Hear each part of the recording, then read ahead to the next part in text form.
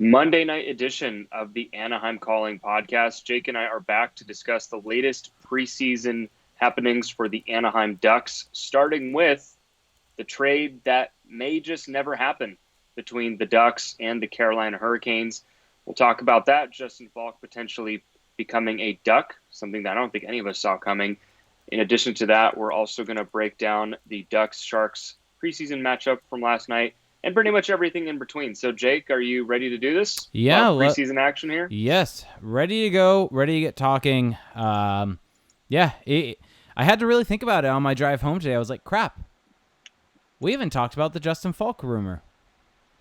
We really haven't. We've kind of been putting off this podcast for a little bit here, just hoping that there's some bit of news to talk about, or also just fearing that something will happen the day after we record, which maybe is now how this is going to shake out. But let's just jump right into it. This actually happened a little while ago now, I think at the beginning of last week, but we haven't done a pod since then. So the dust has kind of settled, I guess you could say. The initial reporting was that that the Hurricanes and the Ducks were discussing a trade that would send Faulk to Anaheim contingent on him waiving his no trade clause, which that itself would be contingent on him signing an extension with Anaheim. And so that part of it may be slowing up the process. Yeah. Well, the other part of it that is potentially slowing down the process is that this news or this deal got heavily leaked by the Carolina media, and Bob Murray did not seem too pleased about that. In an interview with Eric Stevens, he basically said everything. He did everything but name Tom Dundon, the Hurricanes owner, saying that it was them who made all of this public and basically ruined the negotiations. And if you know anything about Bob Murray, it's that he wants to be the first guy to tell his players when a deal is going to happen, and he runs a very tight ship. The Ducks are probably one of the least leaky organizations in the league. So there's a few factors at play here, but that certainly has not been one working in the Ducks' favor or anyone's favor. Yeah, and one thing I want to clarify on this, because I think there's been a bit of chatter going around the Twitterverse and kind of all different places about the fact that Justin Faulk, why would he not want to come to the Ducks? Why would he not want to come to Southern California? All this type of stuff going around. So essentially what's happened, like you kind of said, he has a 15-team no trade list or 15-team trade list either way. He has 15 teams that he can say, or he has on a list that he would accept a trade to, leaving 15 other teams that he would not go to, that he would have to waive that clause to go to. The Ducks are one of those 15 teams. Justin Faulk is going to be an unrestricted free agent next summer. So this is his big year. This is his contract year. So for him as a player, he is probably looking at it as if he would only waive that no trade clause if either A, he's going to a contender that would beef up his value going into UFA status, or the second thing is, or he's going to go to a place where he is locked in and knows that he's getting paid moving forward, because this is his big contract. He's going to be 20, I think he's 27, going to be 28. This next contract's his big one. This is where he's going to make money and probably try to set his family up for life. So he's looking out for himself with this, and rightfully so. And so that's why there's the contingency on this, and why there was the talk about this trade, even though the Ducks were on his no trade list. The reason why he was willing to waive was if an extension was in place that met his demands. So rumors were the Ducks were looking at or trying to extend him. The issue was they weren't able to meet exactly what he wanted.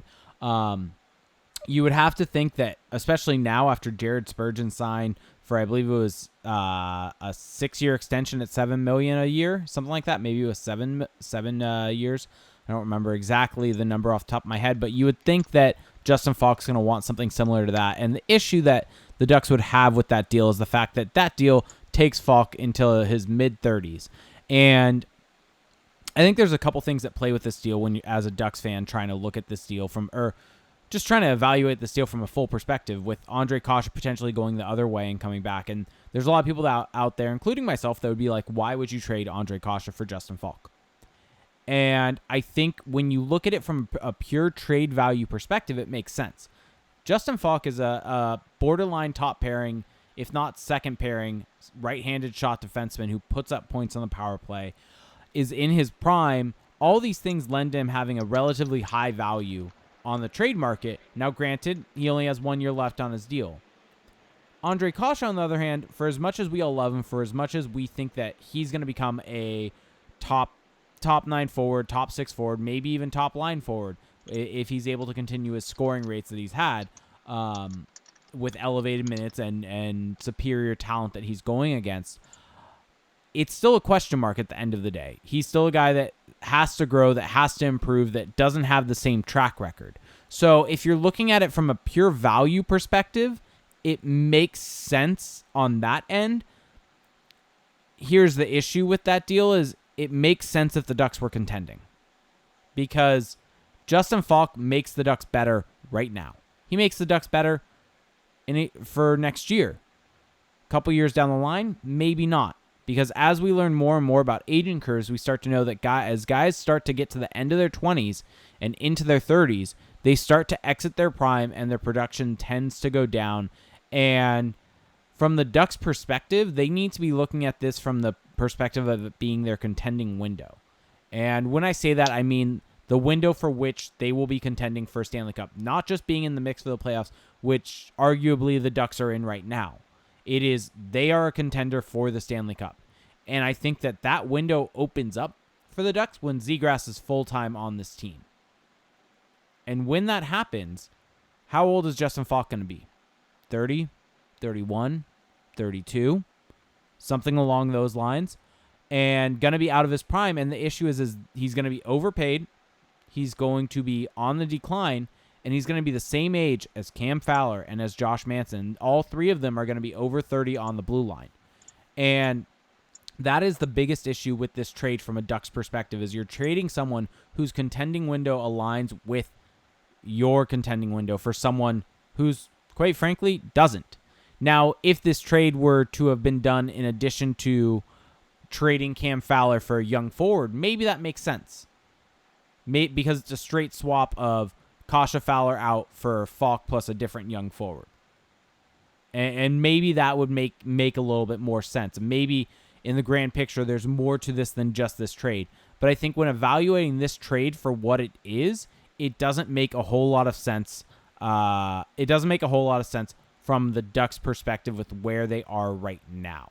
I think that, and let me know if you disagree on this, this deal seems to me as if the Ducks are looking for a fit because of a hole that they have on the right side of their D. And the issue is that they're just looking for a fit. And instead they need to be looking for the right fit. Well, it's difficult to say what exactly is their motivation for this trade, other than the fact that they are extremely deficient in right shot D on their current roster. They have Josh Manson and Corbinian Holzer as the only right shot D currently up in the NHL. And I guess Yanni Hakanpää, if you count him as well. So I think from the organizational standpoint, the reasoning has to be Faulk is young enough to where we can bring him in. He fills a major need. Perhaps they don't feel that confident that Ondrej Kase can stay healthy. He hasn't been healthy to date in his career, played 30 games last season, only 30. Mind you, he put up 94 shots on goal in those 30 games when the year before he had 146 in 66 games. So he was on pace to double, basically to get way above the shot total he had the year before if he had even played the same amount of games. Yeah. But he hasn't done that. In 2 seasons as a regular member of the team, he hasn't been able to stay healthy. And so you don't look at the first season because he was up and down between San Diego. But he hasn't been able to stay healthy, and he's 23. So, yes, he's still on that upswing of his career, but he's kind of at the tail end of it. He kind of is what he's going to be.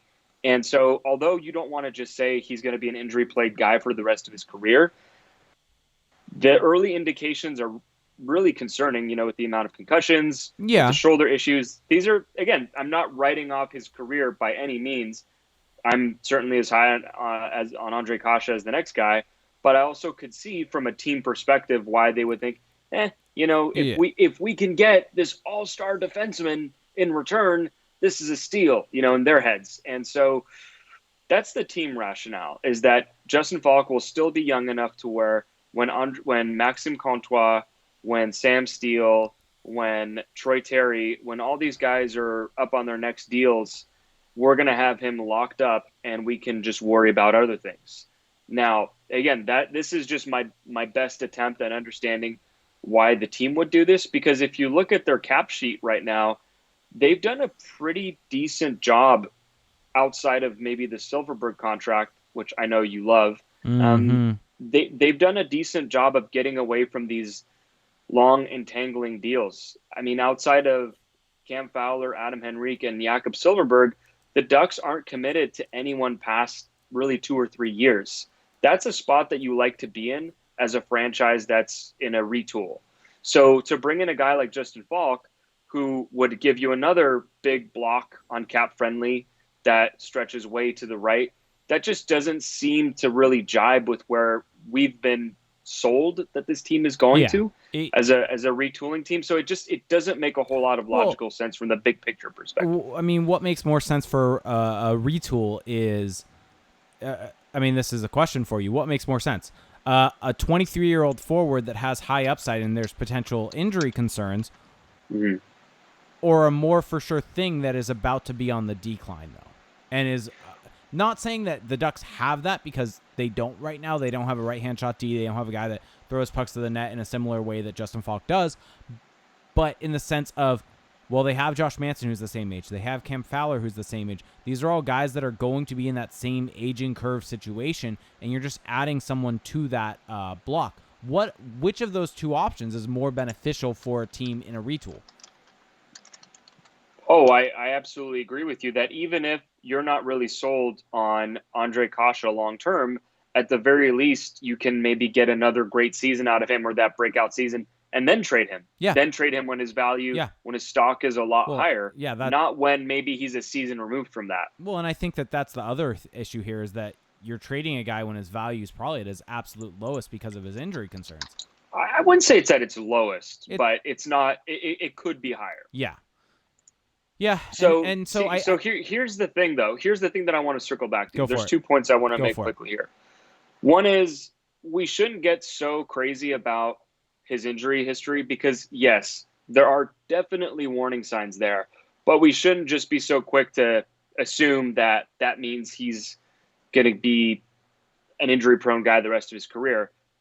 There's definitely indicators in that direction, but I don't want to make it sound like I'm assuming he's going to be this banged up guy, because as soon as it was announced that the Ducks had Kase out for Faulk, I get the sense that a chunk of the fan base, at least on Twitter, immediately turned in the other direction and said, "Oh, well, of course he's in trade talks, because look at his medicals. They must know something we don't."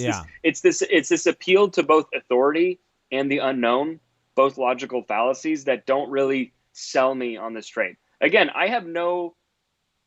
the thing is, I don't really have an issue with trading Ondrej Kase. It's just Justin Faulk doesn't really fit what the Ducks are trying to do. Now, if you were telling me, hey, they're going to trade Ondrej Kase for a Jacob Trouba, who's 25 and has his own question marks as well, but at least fits the timeline a little better, then I would be more encouraged by that. But that's completely. Faulk just makes no sense. And, I know there's another way you could look at this. And this is the last thing I guess I'll say about this, unless we come up with more things to say, which would not be unlike us.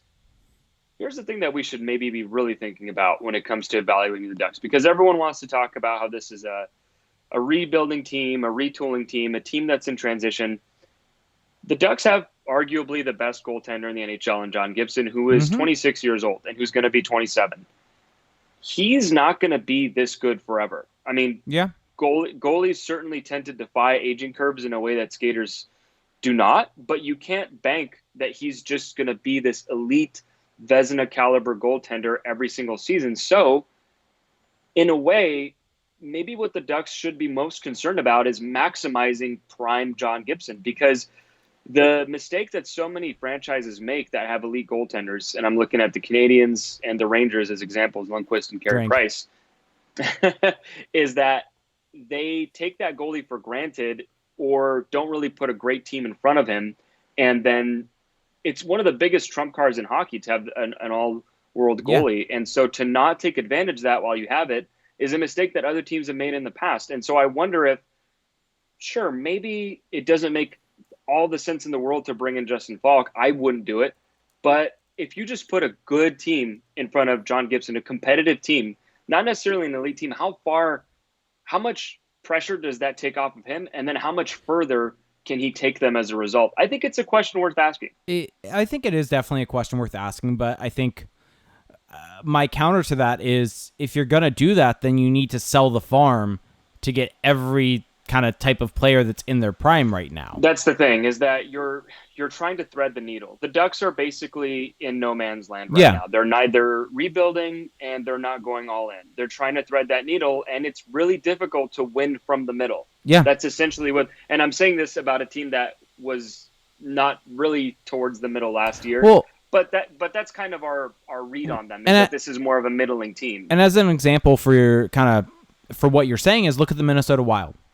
They're in the playoffs, but they're out in the first round. They're not in the playoffs. They're in the playoffs, but out of the first round. You don't want to be the franchise that is always just on the cusp of being in the playoffs / gets in the playoffs for a round. It's not even it's not a good place to be. I mean, I like to call it hockey purgatory because you're not getting the draft picks to make your franchise better moving forward, and you're not good enough to win a cup. And so you're just kind of stuck in the middle and not really able to get better. And you don't it's almost as if those are teams that are just happy to get the playoff revenue, and that's what they're going for, and they're not actually trying to build a team to win a Stanley Cup. Because sometimes in order to win a Stanley Cup, you have to make tough decisions and go through tough times to get there. I mean, look at the Toronto Maple Leafs. Granted, they had a very extended tough time, but the real kind of rebuild started for them when Brendan Shanahan took over and Babcock got in, and they started really getting these top-end prospects. Some of it obviously has to be luck. Some of it has to be good drafting. Some of it has to be signing guys that will work. But they didn't try to go the short way and try to do it that way because that was what they had done for years, and all it did for them was keep them in the middle and not make them bad enough to get good players. And so the one thing that does make me nervous about this potential trade is that may be where the Ducks end up, is just in the middle. Right, and that's the nightmare scenario, because then you're not going anywhere. You're just treading water. Yep. And so, look, I'm definitely high on some of the Ducks prospects, Agreed. But there comes a time, like you're saying, where you have to decide, do you just want to have all of these guys become your team, or you realize, hey, we actually have the cheat code in net, maybe flip some of these guys for existing value. Again, I'm not necessarily proposing that there's a right or wrong here, but I think it's at least something we're thinking about, because we can't just look at it with the common methodology of, never trade a young guy for a veteran. That's not always necessarily the case. I think if they were to trade for Justin Faulk, and like I said, then were to flip a Cam Fowler, for instance, or something else for something kind of more of a sure thing for the forward group, then I think that's a fair trade-off. But I think in a vacuum, when you analyze this trade, it doesn't make a whole lot of sense in the big picture. Right. Any other comments you want to throw in on this trade before we go to our first break? No, I think I'm good. I think the only thing I guess if it goes through, how will you feel about it? I'll need to wait and see if any subsequent moves happen, but in a vacuum, I don't like it. Okay. My final comment will be, I'm just curious if there will be anything else coming Anaheim's way to maybe offset the fact that Ondrej Kase has that potential, or the other way, maybe the Ducks sending something in addition for if Kase doesn't play enough games or whatever the case may be. So we'll have to see. There is one other thing. I would be nervous. Granted, I guarantee there are probably some GMs that feel like they want to get one over on him. I would be nervous doing business with the Carolina Hurricanes because of Eric Tulsky. I agree with that, but I also think that Ondrej Kase is, because I'm more familiar with him. Again, he's not a guy that I just wouldn't trade under any circumstance. I don't think he's this, again, as much as I like the guy, I don't think he's a guy you just cannot trade at all costs. That being said, we're going to head into our first break, and on the other side, maybe some additional closing thoughts, and we're going to jump into some more topics. We'll talk to you then. Okay, back from the first intermission. Another thing that I wanted to add about this trade, not necessarily about the actual trade itself, but what did you make of the fallout from just Bob Murray being so livid about the news coming out? I feel like that's worth discussing a little bit. I'm curious. Let me hear your take first. Okay, well, I get it. It's frustrating. You don't want that to get out. You don't want that to necessarily impede the trade. You don't want that to sully your relationships with your players. It's a very understandable frustration on Bob Murray's part. And I don't have the specific quote in front of me, but take my word for it. Maybe we'll link this in the article, I don't know. But basically, he wasn't happy, and he expressed as such to Eric Stevens in an Athletic article. So I understand where he's coming from, but at the same time, I think that Bob Murray's maybe living in a bit of a bubble here. It's 2019, and this happens to most teams in most sports, and it hasn't happened really to the Ducks. They do run a tight ship, but this is not necessarily outside of the norm. If he knows specifically that Tom Dundon leaked it out of bad faith in trying to make this deal happen, then I think it reaches a point where it might be irreproachable. But if it just got out somehow, he can have his suspicions about who leaked it. But, I mean, this is just kind of the nature of the business. It's pro sports in 2019. Things get out. Fans are starved for information. Yeah. Fans are starved for reports. And I think you kind of have to accept that that's going to be a part of it. Now, of course, you don't want to have to tell your player every single time he's in a trade or part of a trade negotiation. But unless he knows that someone from Carolina intentionally put this out there to affect the deal or to just kind of spite the Ducks, I think it comes off a little strange, I don't want to say out of touch, but definitely not great to get so fired up about it. I think we all know Bob Murray is kind of more of an old school type of mentality, and I mean, this is very much a new age thing with things leaking, with things. I mean, it used to be you had to wait for Bob Murray would not like being an NBA GM. That's all I'll say. Well, you used to have to wait for TSN to have their show for things to get out, for Trade Center, for things like that. Now it's all instant with people tweeting stuff anytime, and they're trying to be the first person to break the news to be able to almost say first, like in a comment section. And that's just kind of the nature of where sports are at, where information is at, where the media is at as a whole. It's all, at a certain perspective, it's all about getting the news out there first. And I think it's one of those things that you have to come to accept almost, and it's just how it is. I will say the other thing that's a part of it is, I don't know if I necessarily hold it against teams for trying to utilize the media to help them in trades. It's very Machiavellian. And utilizing that to help you. And maybe that's what Dundon was doing. Who knows? But at the end of the day, it's on the journalist who's putting out the information to try to understand if they're being used or if the information is actually good. And that's the call at the end of all of this that needs to be done. But I think it's just, I don't know. It's hard to really. Well, there's a lot we don't know. That's the biggest thing here. It's an incomplete picture. That's the hard thing about it. And you want to be able to say to players like, oh, like, you need to get over it type of thing. Like, it's part of the sport. It's part of the business. And the thing is, these guys are players too. These guys are people too. Seeing your name bandied about potentially having me moved probably isn't that fun to see. But it is part of the business. And it is something that needs to be internally dealt with on their end. And it's something that is, I mean, it's just the nature of sports at this point. And that's the thing. For better or for worse. Mm-hmm. That's kind of my thought as well, is that this is just reality at this point. This is the reality of pro sports in 2019. And at a certain point, you just have to accept it and deal with it as best you can. Anyway, on to more scuttlebutt, since this is a bit more speculative. Believe me, usually we're more about the stats, but hey, we have to mix in a little it's preseason rumor mongering. It's preseason. Yeah, it's preseason. There's not a ton to talk about. So article came out in the Orange County Register on the 15th, so a few days ago, 3 days ago, regarding how Ducks winger Rickard Rakell, this is the title, enjoying more freedom under coach Dallas Eakins.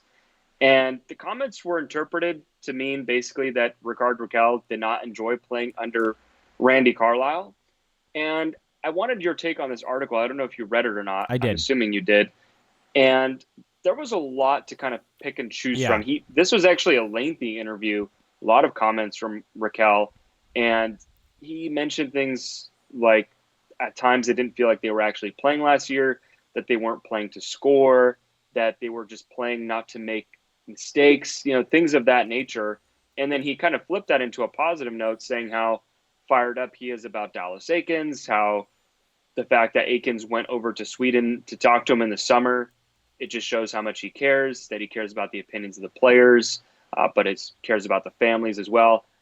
I do want to point out that going to Sweden for Dallas Eakins is actually a pretty smart move because, given the fact that half the Ducks team is Swedish, you can get a lot of interviews. Well, that was one of those things with Dallas where I think it was in his. No, but I'm joking, by the way. No, but I think in his preseason or when he was hired, he basically said, "I'm going to travel to kind of every person's home." And that's kind of a common thing now with coaches when you hear guys getting hired. I think Ralph Kruger did the same thing over in Buffalo, and I've heard of other coaches doing this, but it's not necessarily the norm. Could you have seen Randy Carlyle doing that? I'm sure he called guys. That wouldn't surprise me. He probably called the veterans. Yeah, probably.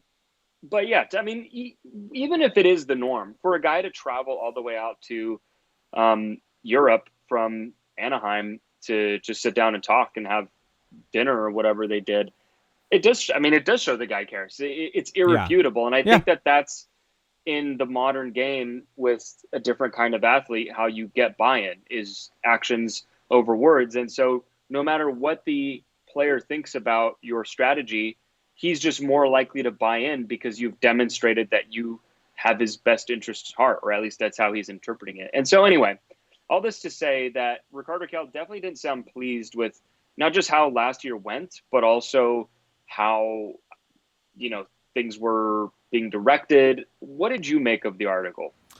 I mean, the first thing that my takeaway was of the article was it was very pro Eakins. And I think that that's the way that it needs to be viewed. Some people took it as kind of railing on Carlisle, bashing Carlisle, and I viewed it more as just Eakins was so much far and beyond better than anything he's had so far in this offseason. And I think a big takeaway for me is Eakins talked the talk when he was hired about wanting to get to know him. We've read all the different articles about him, and I've been one of the biggest proponents for hiring him. About the fact that he likes to get to know people, get to know his players, to understand their life, understand what makes them tick so he can know how best to coach them as an individual. And this was him, at least from the quotes from Rakell, walking the walk.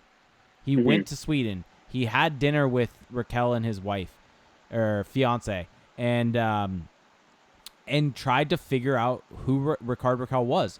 And that is a good first step.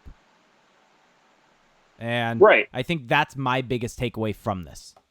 Right. I mean, the comments are pretty striking, and they've been pretty much across the board with Ducks players being interviewed. And this is actually, although it's not necessarily hard news or an analysis, it is something noteworthy just because it's been the talk of training camp is just how different it's been under Dallas Eakins, just everything. And to me, that's kind of the theme of this team this year, and it's something that I may or may not be writing about. It's that you want some quotes, by the way? Well, I have one I'm about to bust out here. This is the one that stood out to me the most, again, in a positive direction, is when he repeated twice. He said, and I'll just start from the beginning for context, there's a better vibe within this whole organization. From the first time you're sitting down and talking to him being Dallas Eakins, everything sounds great. It was almost too good to be true. It's just that he feels part of our team. He just feels part of our team. I don't think I've heard too many players describe a coach as part of the team. Yeah. The coach is always a separate entity, even if he's a beloved coach. And I find that really interesting, and that's something I want to really, I think, dial in on this year, is just how everything is so new. New practice facility, a bunch of new faces, a new coach with a new approach. There's a lot of changes, and I think that that's kind of the theme right now around this organization. Yeah, and did you have some quotes? I have some that are interesting. The first one is, where is this? We have to try and score goals. The first things Eakins said was that we were last in shots on net and goals scored last season, so we're gonna have to make some changes to try to score some goals. I think that's an interesting thing because I mean, yeah. No, but that, like, the fact that the first thing is about we need more offense, not we need to stop more goals against. Well, it's funny that they say that because I actually think that the Ducks' biggest weakness was also defense. Oh, yeah. So, but I think that that's the message you want to deliver to a Rickard Rakell. Yeah, right. And there's it's not. Hey, we need to get better in our zone, because what's Rickard Rakell going to do with that information? Yeah, you know. And here's another quote, and this is the one that I think for me is the one I like the most, and it's from Rakell, obviously, and it's a start quote. It's different, but at the same time, now it feels like we have all the tools to be great. If we're not, it's all up to us, the players. If you're good at hockey, Dallas is going to let you do it. I think that's how you get the most out of all the players you have on your team. And then there was also a part of the quote where essentially Rickard Rakell says, if you made a mistake, but that mistake was done by trying to do something good for the team, they're not going to be afraid to try that again.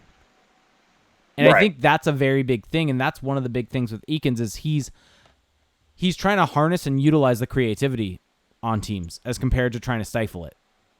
And I think that's a big thing in the modern day game. Exactly. And it all sounds great now. And yes. This is the time of year where everybody's undefeated. Nobody has any lost column stats. And so we kind of have to take it with a grain of salt. But this is the first time in definitely at least the last 3 years where you just get this very unique vibe from the Ducks organization as a whole. And it starts with the coach. It starts with the young players. Part of it is also, I think, the new facility. There's just so much freshness around this team right now that just hasn't really existed. I mean, if you think about the way the Ducks have been constructed the last few years, it's been a lot of the same, more of the same every season.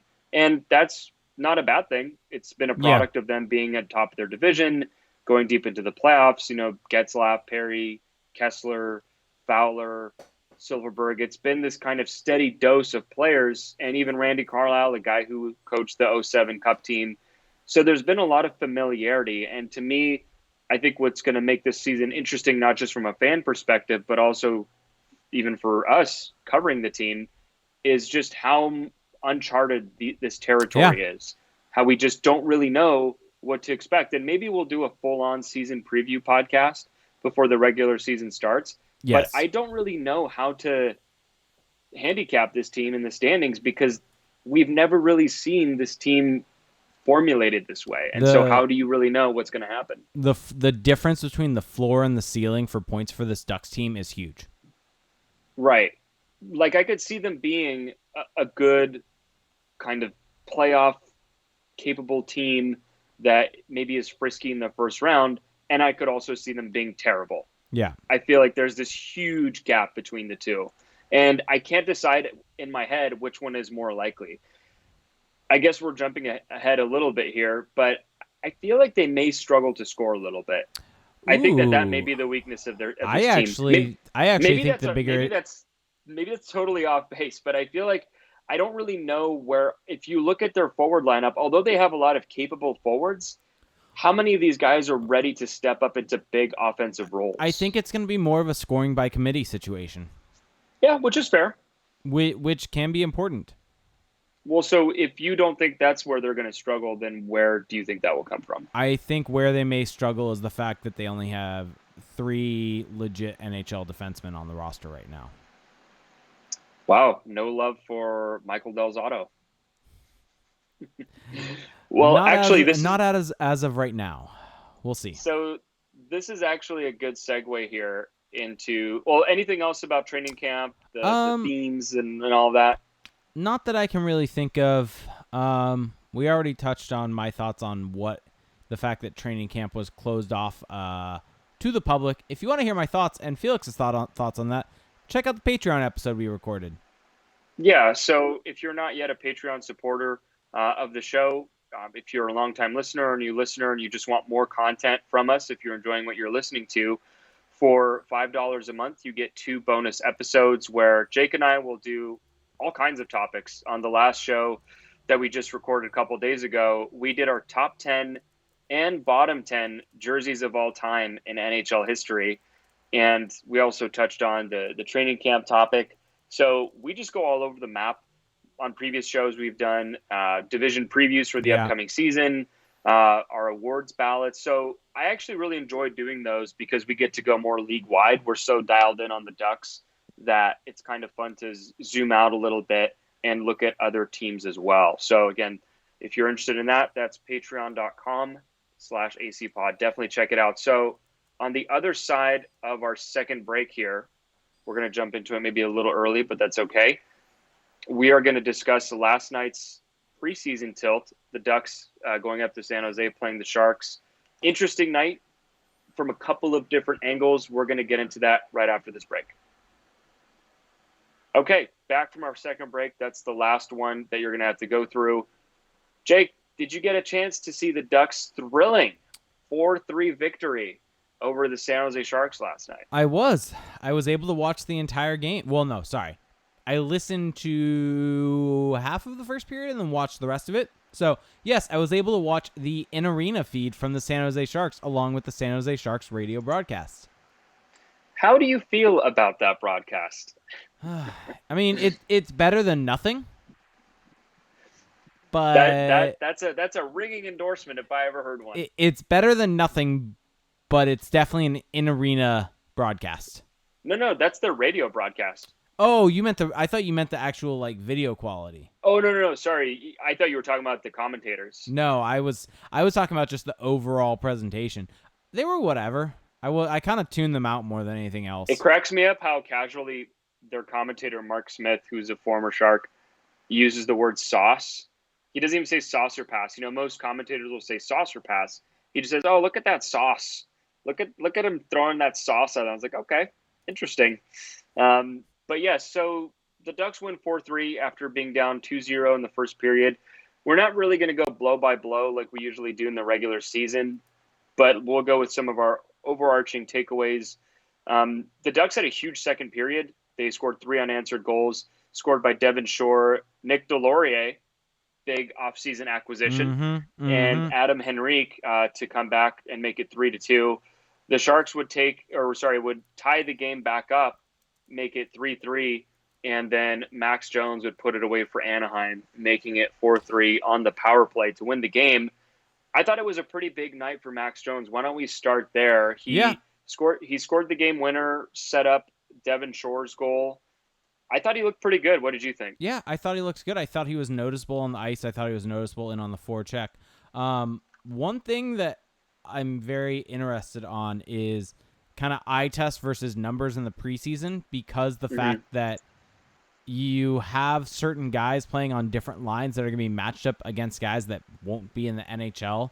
Right. So I'm very curious to see kind of how that lines up. But Max Jones on the night, I mean, kind of checks out with the eye test. He was second on the Ducks in terms of individual expected goals with .22 on the night, with Nick Delorier at .51. I think a lot of that for Delorier came from his one chance that resulted in a goal that was right in front of the net. So that probably had a high expected goal total for that one. The issue, I think, for Max Jones on the night is, and I'm actually have all of this stuff up on the screen for those of you listening to the recorded version, the video version on YouTube or a live stream, we do provide some video elements. And so I have Natural Stat Trick up kind of running through the different stats.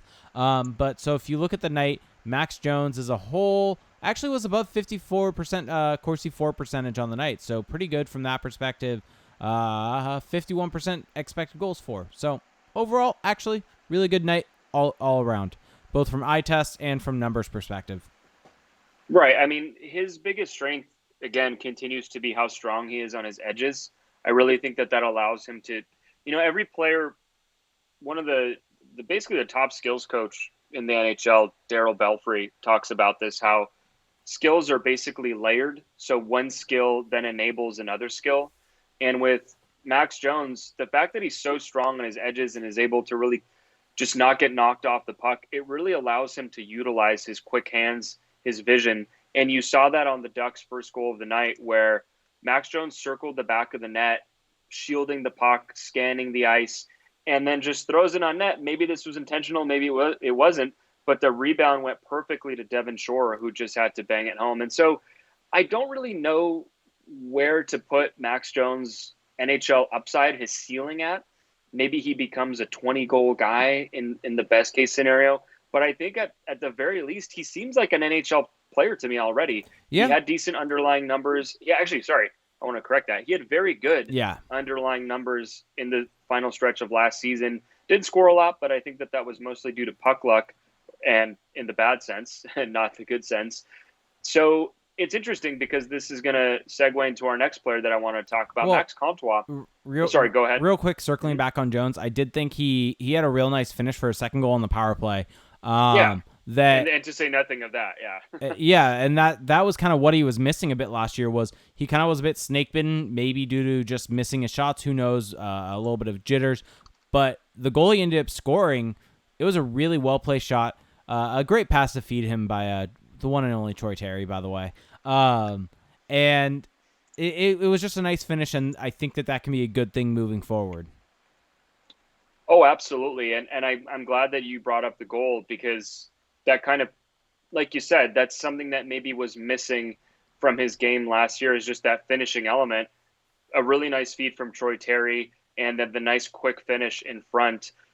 If those two can both become decent NHL players, decent NHL forwards, and by decent, I mean reasonably productive, can drive play, that's such a huge win for Anaheim with 2 years on their ELCs. But the thing is, the Ducks are really loaded, and loaded not necessarily meaning that they're filled with these elite players, but they just have a lot of left wingers.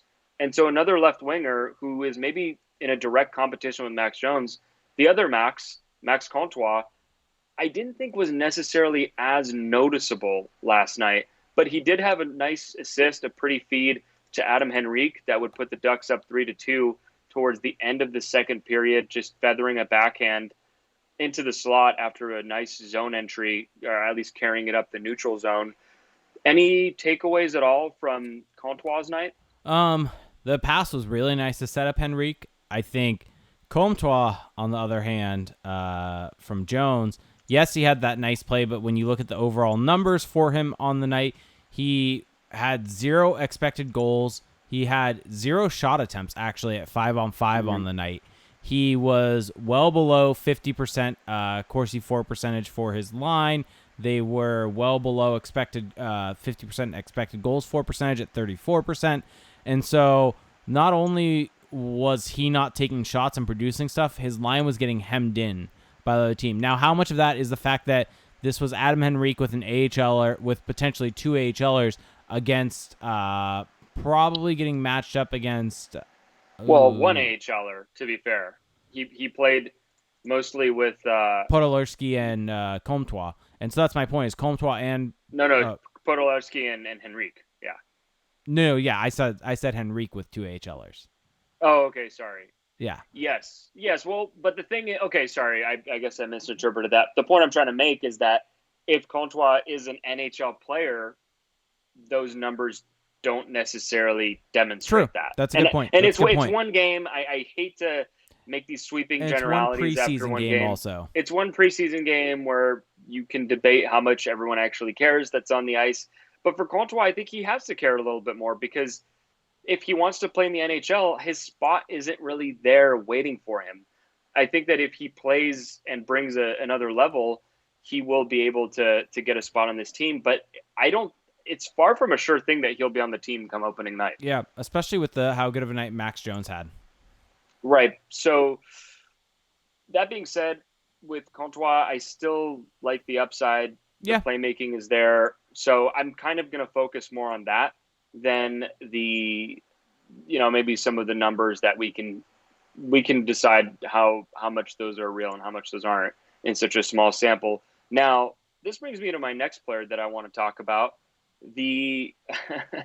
Another blockbuster addition this offseason for Anaheim, Jani Hakanpää, finally confirmed that he is indeed, we finally got confirmation that he is indeed real and that he is indeed a part of the Ducks. made an appearance last night on the right side along with Josh Mahura, and let's just call it a less than stellar debut for Hakanpää. I thought that he had a really rough first period. He allowed a centering pass to the middle of the ice that led to the Sharks' first goal, turned it over in the corner to Joe Thornton, and then got a holding penalty, or it might have been high sticking, one or the other, but got a penalty just a few shifts later because the guy just walked around him with speed, and it was a holding penalty against Brent Burns. He also made some nice plays. In the interest of fairness, he did make a few nice passes up the ice, just kind of simple plays that are what you would hope for from probably a third pairing right D. But what did you see out of Hakanpää? He looked slow. He looked very slow. And the issue was he wasn't able to make up for it by being able to push guys around a little bit and be able to get the puck back. So overall, early returns, not great. Right. I mean, again, it's so hard to come in hot after one game and say who's going to be good and who's not. But this is all we have to work with. And I'm just going to say that Hakanpää, this is rough for the Ducks because if he continues to struggle throughout the preseason, I'm not saying that they need him to be good, but it would be really convenient for them if he were, because that would solve a pretty glaring hole in their lineup on the right side. If he can step up and be more than a Corbinian Holzer and be a guy who can move the needle even slightly in the positive direction on the third pairing, that's a pretty big get for them for what they spent on him. Yeah. So, I don't know. Any other guys you wanted to highlight from last night? Troy Terry, good assists, good apple. I think overall he had a good night. He looked good. Obviously, that line, just like Comtois' line, wasn't that great from a numbers perspective, but I do think that he had some moments, and that's, I think, one of the things with these preseason games, and that's something we should mention with Max Comtois, is that the overall numbers matter. The ones that we're looking at, the shot attempts, the Corsi for percentage, expected goals for percentage, that different type of stuff when you're looking at winning a game. But if we're trying to isolate on players and trying to see it, you almost want to just see some flashes to see what they have in preseason, to see if they're kind of getting their legs underneath them before the season gets going. And we did see that from Comtois with that assist. Granted, I think that was really the only notable play I can remember. Troy Terry, on the other hand, I think had a lot of kind of notable zone entries where he looked very calm, cool, and collected with the puck on his stick and really was trying to dish the puck around. And so maybe it's also a bit of bias on my end because of everyone kind of understanding my bias towards Troy Terry. But I thought he looked really good. Right. Well, I thought that actually the elements of his game that stood out to me were actually without the puck. I thought that he had a couple nice breakups in the neutral zone, just getting his stick in the lane. He just looked more. My knock on him early last season was that he didn't seem engaged enough. He didn't seem, if he didn't have the puck on his stick. And again, this is kind of a weird standard to hold guys to, but I like players who can, even if they don't have the puck, you can at least see their activity, that they're getting sticks in the lane, that they're getting under guys, that they're just making stuff happen. And Troy Terry is a guy who can float around a little bit. I think Comtois is a bit victim to that as well, which is kind of what you'd expect from guys who are coming from college or coming from junior, who don't really have that NHL experience. So I'm not going to totally hold it against him, but I thought that Terry did a good job of that last night. The one play for me that was kind of notable on that for Terry was he drew a penalty. I think it was in the second period, it would have been, where he ended up stripping the puck from someone or winning a puck battle along the boards. The guy was on his hip, and he was able to basically take that pressure, and the guy was kind of riding him, and he was able to protect the puck, get to the slot, get a shot off, and was tripped in the process. And I think that was a notable play when you're looking at kind of looking for a difference between last year and this year. I think that's not a play he makes last year. Right. He looks stronger, and I think that's going to be big for him because he is a guy who's not the biggest to start with, and so if he can grow into that, he's going to be a much more effective player. Other guys who I thought stood out as opposed to last year who have shown some growth, Benoit Olivier grew. Yeah. I mean, maybe I'm just looking for someone to hype up. I don't know what it is, but had an assist on Delorier's goal in the second period and put up some decent underlying numbers, but that's without even mentioning just at the eye test level, this is something that I've noticed in camp as well. He looks stronger. He looks faster. He just looks like he's kind of filled out a little bit more. I don't know if the playmaking is all the way there yet, but he looks like a guy who I would be more willing to bet on becoming a third line, maybe middle six type forward at some point. So I agree. And with I that. believe, was he a second round pick or a third round pick? Second, I believe. So it would be nice for the Ducks if a second round guy were to become at least a roster player. Two names being brought up in the Twitch chat that I do want to make mention of. I'll let you take mention of this one is Simon Benoit.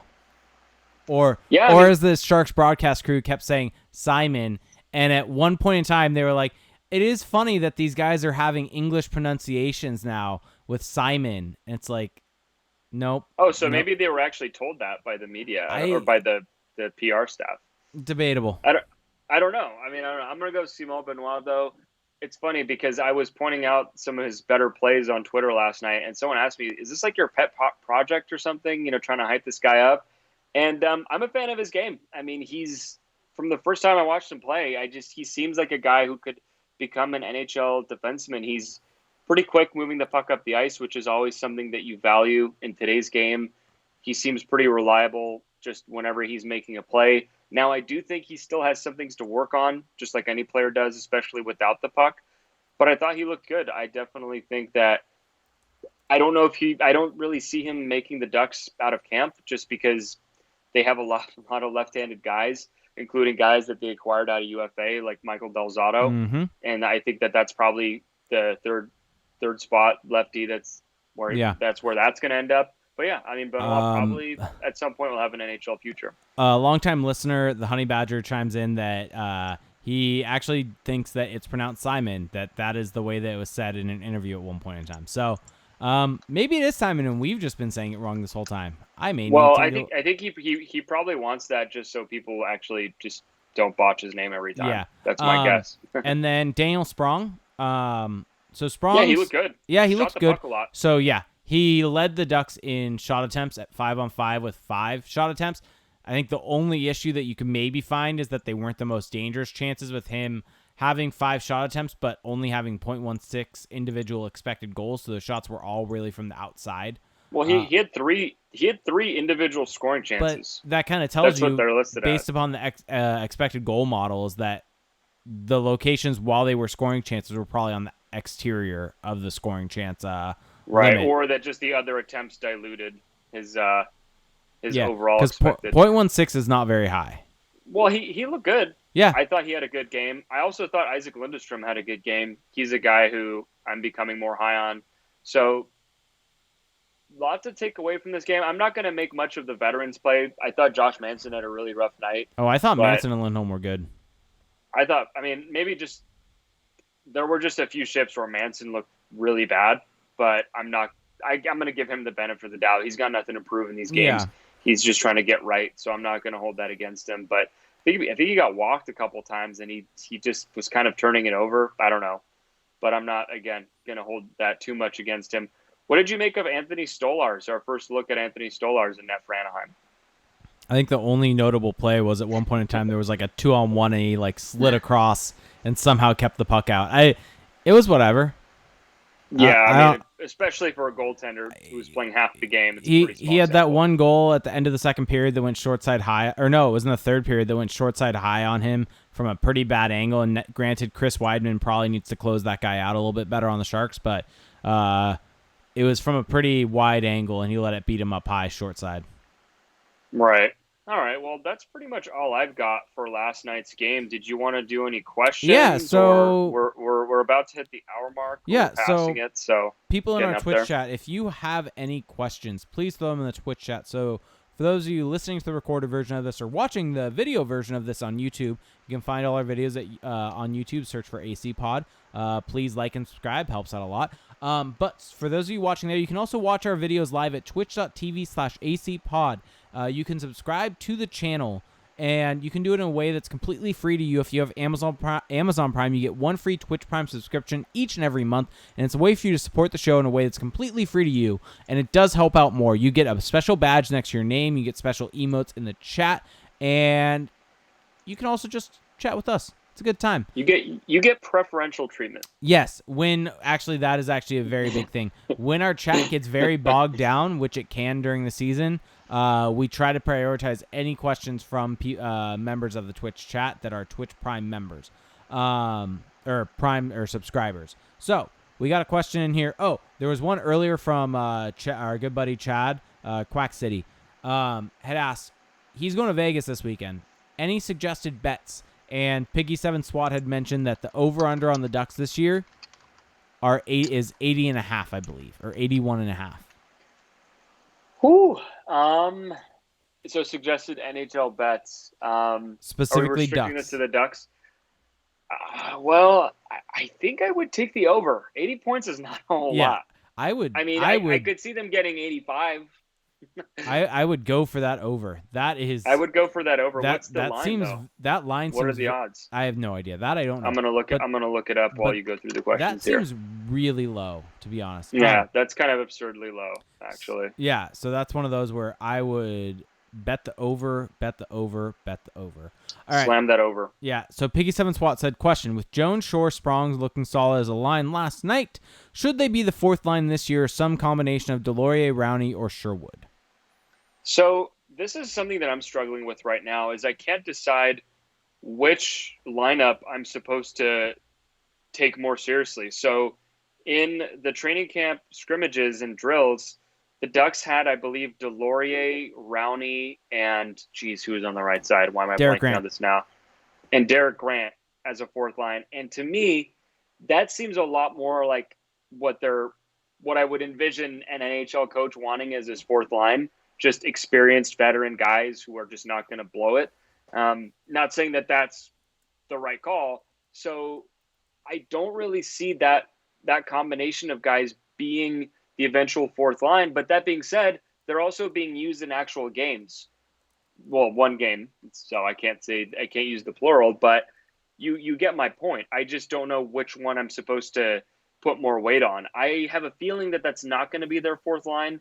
My expectation is that it's going to be more of a veteran late in line, just because that's where as much as we want to champion Dallas Eakins as this forward-thinking guy, which he certainly seems to be, I still think NHL coaches and hockey coaches in general just would rather have veterans in their fourth line, and I don't see Dallas Eakins in year one wanting to rock that boat. Although it will be interesting because right now Devon Shore is an odd man out. And so does he kind of 13th forward? I think Delorier is the 13th forward. Really? Well, yeah, because that's what he was in Montreal. So I'm just assuming that will carry over. Fair. All right. I mean, this is the team that gave up a draft pick to acquire him. So Lewis X209, our good friend Lewis asked, besides Gibson, who could you see making the Pacific Division All-Star team this year?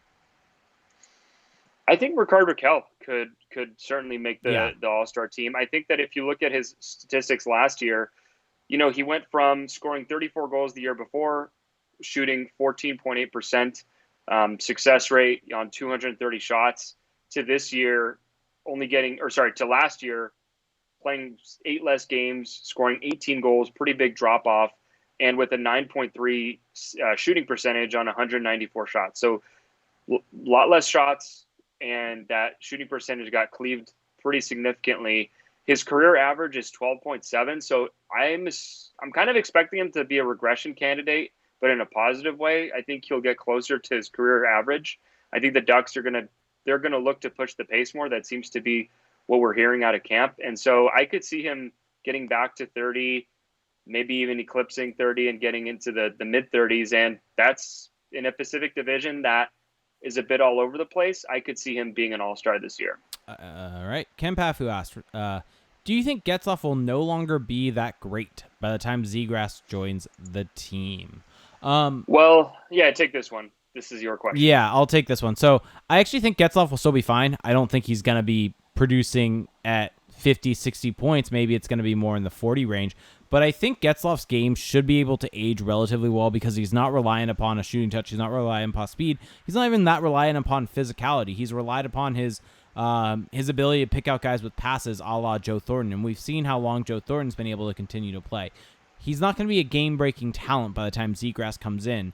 But by the time Zegras has established himself, Getzlaf doesn't have to be a game-breaking It'll talent. be Sam Steele being the first line center. Yeah, exactly. Not Trevor Zegras. Although that's a pretty nice center setup in a couple years of Zegras, Steele, Getzlaf, with Getzlaf being the third line center. What about Adam Henrique? Sure. Oh, gotta love it. Yeah, no, just to chime in a little bit there. Well, when do we think Zegras will be on the team? 2 years from now? I think he's going to be on the team. My 3 years. My gut tells me he's on the team next year. So 2 years. But I don't think he's going to be an impact player for 3 years. That's fair. That's my opinion. What is this? Knight K37 says, "Is it bad that I actually liked Delorier?" No, he's a likable player from a fan perspective. He fights because of how he played last night. Well, he's just goofy. He's just goofy out there. He's not your prototypical NHL forward anymore. He's not the most skilled, but he just kind of makes his way around the ice, loves to hit guys. He crushed, I think it was Ryan Merkley. Or no, that was Nick Ritchie, never mind. Yeah, but I think he landed a couple hits. And so, yeah, he's a likable player. There's nothing wrong with liking him. Yep. All right, Coldfire 725 asks, which defenseman do you think gets called up first this season, Benoit or Mahura? Both left shot D. So there's going to have to be an injury on the left side or a guy underperforming. I don't really see Hampus Lindholm or Cam Fowler being that guy. And who knows where Jacob Larson even is at this point in all of this mix. So I don't know. It's going to take a few injuries for either of those guys to come up. But if I had to pick one, probably I'm going to go Benoit just for the familiarity factor with Dallas Eakins. All right. Although I guess you can make the same case for Murray. What about Hunter Drew? Sure. Dark horse candidate. There you go. There you go. I think that's going to do it for our questions. Not really seeing anything else coming through, but thank you everyone for giving us your questions. It's nice to see everyone back in the Twitch chat, seeing a lot of familiar faces, a lot of familiar names, and really appreciate it. It really does mean a lot that all of you guys are in here. We've kind of built this up from when we used to do this on Mixlr, just doing pure audio, and seeing the same names kind of combine or keep coming for our third straight season. It's nice to see. Yeah, it's going to be a fun one, and there's so many more podcasts to come. It's both exciting and terrifying at the same time. Yes, and Zeneze asked a good question, and I'm looking it up right now. Preseason schedule, the Ducks play again. Let me see. They play again on Saturday is their next game, the 21st. And so they play Saturday, the 21st. Then they play on Monday, the 23rd. Tuesday, the 24th. They play 3 straight days next week. Monday, Tuesday, Wednesday. Really? Well, they're going to have different squads. Oh, yeah, so. But still, that's 3 straight days. And then they play Saturday, the 28th. And then the next game is the home opener on Thursday, October 3rd. Yeah, it's going to arrive really soon. Yeah, and so before we kind of start doing all of the plugs at the end, I did want to make mention that we had a new Apple Podcast review. So for those of you out there that are listening to the show that do like what you're hearing, if you want to go ahead and leave us a review on Apple Podcasts, it really helps out a lot. And we will go ahead and we'll review it we'll go ahead and read it on the show. So we got one as a 5-star from MDKFUR, said solid content for a growing community. Said it's refreshing to hear great hockey analysis on a regular basis. They are relevant, spirited, and at times hilariously at odds in opinions, creating a great atmosphere for the entire community. They allow each other to be themselves, and there are no hard feelings when it comes to reactions to hot takes. Love it. Make sure you follow them on Twitter for immediate responses for what's going on. So, I mean, I have a lot of hard feelings to Felix's hot takes.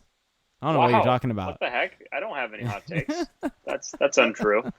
But thank you so much. False. But yes, thank you so much for that. That is exactly what we're going for with this show. So it's very nice to hear that kind of what we're trying to do with the show is being well received and received in the way that we want it to be. Yeah, and once again, just to echo that, if you've been enjoying the show, one of the easiest and least costly, both in time and price, is just leave a review for us on Apple Podcasts. It's a really easy way to help the show in a significant way. If you don't want to spend any money, that is always much, much appreciated. By the way, and Felix, it makes us feel all warm and fuzzy inside. Felix, I forgot to make you do it. Point above your head to point to the subscribe button. There you go. Have to do it once a show. Okay. Did you want to talk about our YouTube channel a little bit? Yeah. So you can find us on YouTube. You can find us by searching for AC Pod. Please subscribe to the channel if you want to watch any of the videos. We record all the different streams, throw them up there. If you want to comment there, I do read the comments. We'll reply if you ask a question, anything you want. Just another way to engage with us, another way to basically consume the content and interact with us. Absolutely. On that note, we are going to make our way out of here. A couple little plugs, a couple reminders. So patreon.com/acpod if you've been enjoying the show and you just want more. We do offer bonus content for $5 a month. You get 2 bonus episodes where we look more across the league at different topics. And you also get access to our supporter Discord chat. So if you have a topic idea, a show idea, you can just throw it up in the chat. And we will incorporate that into our episode. Also at $1, so we have a $1 tier. You get to join the chat, and you get access to that. But the Discord chat, and I do want to make mention there are people. Go $5 though. Well, there are people in our Discord chat right now putting together a fantasy hockey league. So yeah, and in our Discord chat, I mean, this was really fun. So when we first released our latest episode, one of our great supporters, Anaheim Golfing, who was that's his great name on Discord, yes, was coming at us because I made a couple mistakes in the episode description. I put the wrong links. You had one job. You had one job. That's just the kind of supporters we have who have that attention to detail, and we appreciate it all. Yeah, we appreciate it, and it's awesome. And the great thing about it was that I was able to fix that, so the people who woke up the next day to the show didn't have to experience those just brutal mistakes on my part. So thank you very much for that. You can also find us, of course, pretty much wherever you get podcasts. So Apple Podcasts, Spotify, really anywhere, Stitcher. Yeah, anywhere that you get podcasts, YouTube, you can listen to us. You can also find us on social media. So Jake is on Twitter at ReindeerGames91. Definitely give him a follow. I am on Twitter at Felix_Sicard. Check me out as well. And, of course, check out AnaheimCalling.com, at Anaheim Calling on Twitter. That's our home base. That's where everything gets pushed out from, and it's not really possible without that. Yep, and I do want to make mention, article went up last week for kind of looking at the Ducks defense, how they got there, different options. It's a little bit out of date now with Charlie McAvoy and Brandon Carlo signing, but article I'm pretty proud of, so go take a look. Yeah, no, if you're a fan of the Ducks, or maybe you just haven't been following the Ducks as long, or you just don't remember, or whatever, it actually doesn't matter. You should definitely read that article because it's a good kind of summary of how the Ducks got to where they are with this insanity on the blue line and how they have 5 left-handed guys or whatever the number is. It's a good reminder of how did we get here, because sometimes we forget, especially for the people who are clamoring for Justin Faulk, it's like, well, it's kind of hard to support this move when you know how just everything that it took to get here. A couple years ago, they had Sammy Vatanen. Go check that out. It's on AnaheimCalling.com. Hopefully, Jake has it pinned to his Twitter profile. If he doesn't, he will by the time you listen to this. Nope. Pin tweet is our Patreon still. Okay, that's fine. That's acceptable. Never mind. And I guess if we're plugging articles, I will have a Ducks season preview up at the 4th period later this week. So that will be pinned to my profile. Build that up a little bit more. Congrats, man. Yeah. Congrats. Congratulations. You tried to slide that in very subtly. For those of you out there that don't know Felix's writing will be at the 4th period this upcoming year. It's a really big deal, and major congrats, bud. Yeah, I mean, thank you. It's an honor. But yes, and I also do have an article up. So this is a bit of a niche thing, but a couple weeks ago, I got the great opportunity from the Ducks to go cover the rookie face-off at the new practice facility in Irvine. Really thankful for that. And I have a story up at Elite Prospects. EP Rinkside is the actual website, but it's affiliated with Elite Prospects, which I'm sure everyone who listens to this probably knows about if you ever looked up a prospect stats. I wrote a long piece just looking at every team's prospects that participated in the tournament, and I have I filled that thing up with as many quotes as I could. I got to spend the weekend, or actually the day that I covered it, talking to players, coaches. It was a dream come true for me. And so the article itself is pinned to my profile. It is locked, however, because EP Rinkside is a subscriber only website. However, if you're one of the prospect nerds that wants to read it, I will be happy to shoot you over a file of it. That's not a problem. I've already had a couple people DM me for it, so I'll be happy to get that over to you if you want to read it, just because it's something that I'm proud of. So definitely I can hook you up there. All right. I think that's enough. Advertising for one day. Thanks everybody for listening, and we will catch you at the next pod. Bye.